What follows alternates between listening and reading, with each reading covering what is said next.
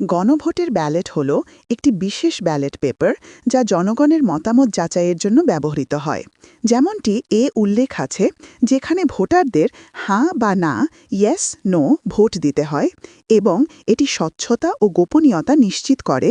বিশেষত বিদেশে থাকা ভোটারদের জন্য এখন মোবাইল ও আইটি সাপোর্টেড পোস্টাল ব্যালটের ব্যবস্থা চালু হয়েছে। গণভোট ব্যালট কি?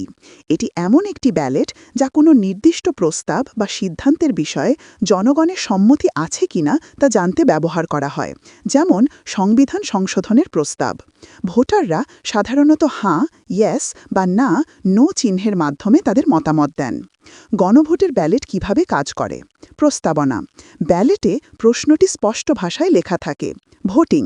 ভোটাররা নির্দিষ্ট বাক্সে তাদের পছন্দের হাঁ না চিহ্ন দেন, যা গোপন থাকে। ব্যালট বাক্স। নির্বাচন কমিশন কর্তৃক সরবরাহকৃত অনুমোদিত ব্যালট বাক্স ব্যবহার করা হয়। Postal ballot.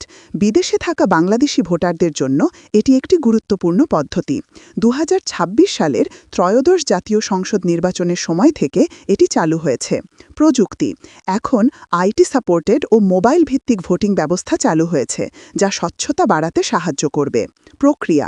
নিবন্ধিত ভোটারদের ঠিকানায় ব্যালট পাঠানো হয় এবং নির্দিষ্ট প্রক্রিয়া মেনে তা ফেরত দিতে হয়, যেখানে অন্য ভোটার দ্বারা স্বাক্ষর বা সত্যায়ন প্রয়োজন হতে পারে। গুরুত্বপূর্ণ দিক। আইন।